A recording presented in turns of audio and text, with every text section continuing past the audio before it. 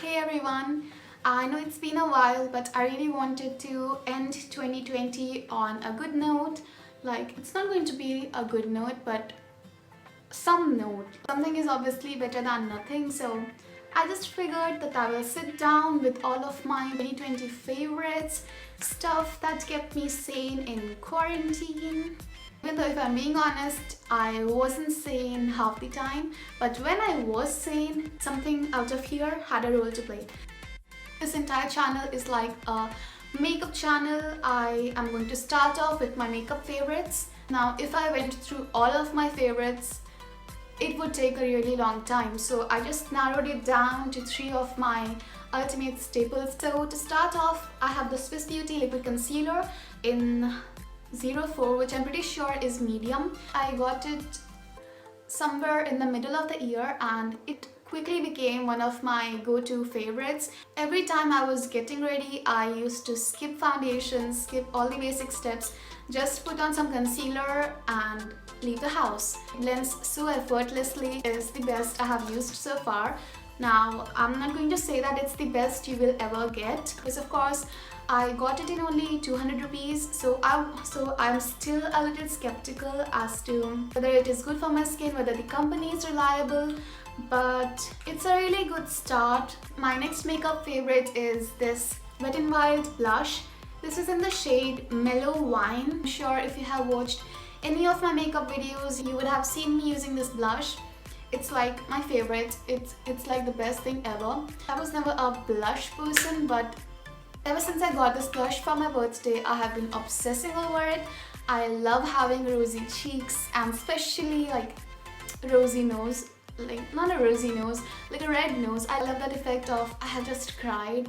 It just makes me look like I have just cried and I love that look. My last favorite is actually quite recent. I mean, I got it quite recently, but I wanted to buy it since the last 3 or so years. It has been in my wish list for that long, even though I kept forgetting about it.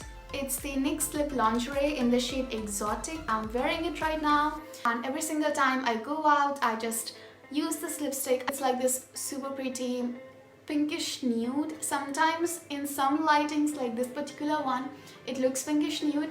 In some lightings, it looks like dark brown with a hint of red or something. It's, as you can see, a lip gloss and it dries off matte, so it also does not transfer onto masks, and I guess that is a really important criteria for buying lipsticks lately, and I'm quite happy with my buy. So yeah, this is my favorite lipstick. I picked this particular outfit which I have worn so much during winter. My father never pays attention to what I'm wearing, but he has seen this outfit so many times that once when we were going out, he told me, don't wear that thing again. And like, everyone is done with this outfit except me. I'll just add like a little picture somewhere. It basically consists of this black denim jacket which I got last year, and it's a little oversized. It's really comfortable, keeps me warm. It's almost January, so it doesn't keep me warm at the moment, but when winter was just starting, it did keep me warm. And my next clothing favorite is this pair of jeans. It's just a very basic grey with a little light grey at the bottom. So it's basically like half dark grey and half light grey, and it's got these fringes in the end. It's from Roadster, and I got this last year as well. And I did not wear it last year a lot because I have always been scared of people's opinions and stuff, but I cannot deny the attention-seeking side of me. So yeah, I wear these jeans a lot now, and people keep staring at my jeans, and it's my favorite. So those were the only clothes that I decided to include in this video because I want to keep it short and simple. Actually, I want to give time to the last area of this video because that would just be too long. Since we are in clothing, I wanted to show you this bag. This was again a birthday gift. It's got all these golden details which I love. I actually kept it aside for a really long time because it's white, so it could just easily get dirty. Although when I started using it, I could not stop. Every day, every night that I go out somewhere, even if it's to pick up my mother from her work, I will be carrying this purse. It is actually like the one thing that makes me want to go out. And that just sounded so effed up because a purse motivates me to go out. So my next favorite is this candle. It's this Miniso Elegant series scent candle in the scent Elegant Rose. I initially wanted to get the lavender scented candle, but it was out of stock when I was buying the candle. Like in my wish list, at the top was lavender and below that was Elegant Rose. So yeah, this was like my second favorite. It's such a perfect gift option. In this packaging, you have this little thing here which says test. So you basically open it and then you get the scent of the candle, which I think is so cool. Inside, the candle looks like this. Again, it's so beautiful. It goes completely with my room decor, and usually my decor when I don't wear yellow and have a minion in the back. I swear every single time I have a bad day and I have the energy, motivation, commitment of taking it in my control and turning it into a good day, I will light this candle first of all. So yeah, it looks good, it smells good, you should buy it. So for the last category, I have my favorite books / the books that I was stuck with in quarantine / most of these are my birthday gifts. So I'm going to start with my birthday gifts first of all, because at the top I have one of them. Romeo and Juliet by Shakespeare. Yes, I am that basic, but trust me, you can't really read this book without having a dictionary. I have said this a lot of times. I'm not really sure if I have said this in a video. I usually read books not for the story but for the literature, and because this was written, when was this written? It was written in the 1500s, 1600s something. I had to sit with all these sticky notes just so I could understand what was going on. I'm pretty sure all of you are familiar with Romeo and Juliet. Even if you are not familiar with the story, you must be familiar with the name. It's this ultimate romance novel in which the characters die in the end, which is quite sad and makes me want to cry every single time, but I can't cry because I'm busy trying to figure out what the lines mean. So the second favorite novel / birthday gift is this Anton Chekhov short story book. I never read any short story books before this, but I cannot deny the enjoyment that I felt throughout reading it. And the best part was that I could finish up a story in a day, although I'm not very familiar with the writer. To be honest, I have not made a lot of efforts to know more about him, but some of these stories, some dialogues, they just make you question so much about society.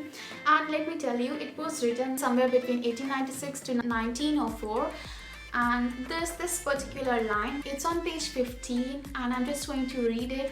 If you don't want to listen to it, I'll put the timestamp somewhere so you can skip it, but I'm going to read it right now, so enjoy. You must take some of their labor on your shoulders. If all of us, town and country dwellers, unanimously agreed to divide among ourselves the labor that is normally expended by humanity on the satisfaction of its physical needs, then each of us would probably have to work no more than 2 or 3 hours a day. Just imagine if all of us, rich and poor, worked only 2 or 3 hours a day and had the rest of the time to ourselves. Imagine if we invented labor-saving machines and tried to reduce our needs to the absolute minimum so as to be less dependent on our bodies and to be able to work even less. We would harden ourselves and our children so that they would no longer fear hunger or cold. We wouldn't be constantly worrying about their health.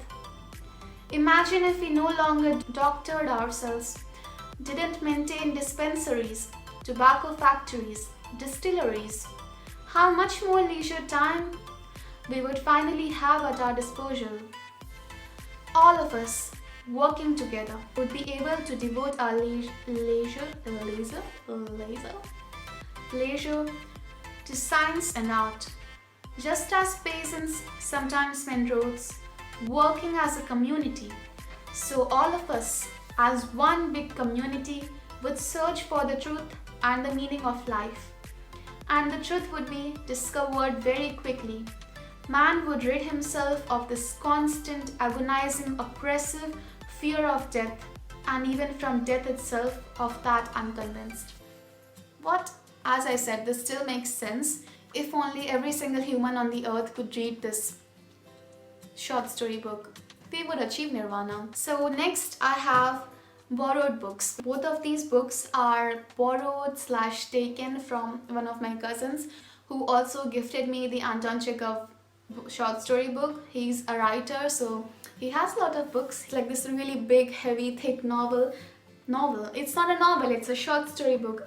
The world's greatest short stories. You need to have this book, that's it. If you see the contents, everything is divided into countries. Most of these stories can be read in one sitting and they are good, trust me. I usually use this book like a bedtime story book, but if you are into serious reading and you want something which is short but not too short and meaningful, interesting, this is the place to be. Another one of should I call it a favorite because I still haven't finished it. It's The Catcher in the Rye by J.D. Salinger. I hope that's how you pronounce his name. This book has been life-changing for a lot of people like me who has not finished this yet, but I'm still including this in my favorites book because let's say I have read the first few chapters a million times. My attention span, my reading capabilities have been so reduced in recent months. Every time I start this book with the intention of finishing it, but somewhere in the middle, I skip it for a day because I would much rather watch my phone. And then I forget what the story was. So I have to go back, read it again, then I stop, and then the process just continues. The last book is my all-time favorite, Pride and Prejudice by Jane Austen. Yes, I am a hopeless romantic, but as I said, I love the literature more than the story. So yeah, this literature is mind-blowing. I don't know why I'm attracted to men like Mr. Darcy, even though such men are only fictional characters. I have actually read this book so many times, but there are maybe 2 or 3 underlined / highlighted lines because I'm always so engrossed in the story that I cannot pay attention to get up and get a pencil or a pen or something. But I think I did highlight something, oh yeah, it's right here. It's in chapter 60, which is the second last chapter. So this line, I was in the middle before I knew that I had begun. How do these people write such stuff? Because it seriously blows my mind how beautiful literature can be. Something about the book, it's by Jane Austen, who has motivated a lot of youngsters into taking literature. You said you're an English major? Tell me, was it Charlotte Bronte, Jane Austen, or Thomas Hardy who first made you fall in love with literature? The story is basically about the Bennet family and one of their daughters, Elizabeth Bennet, falling in love with Mr. Darcy. There's so much to the story, especially the life in England at the time. Obviously, I love India. I have read about Indian history. I have watched all sorts of history movies, and I guess that's why European history interests me so much, because I don't know about it, and this novel actually helped me gain a proper idea of what life was like in England during this time. Sometimes when I don't know what I want to read, I will just take this novel and sit down. I cannot not want to read this novel. It's just perfect. Anyways, so that is it for this video. I really hope you enjoyed watching it. I know I enjoyed filming it because I haven't spoke so much in such a long time, and it feels good to get all these words off my shoulder. I hope you enjoyed this video, and I will see you next time.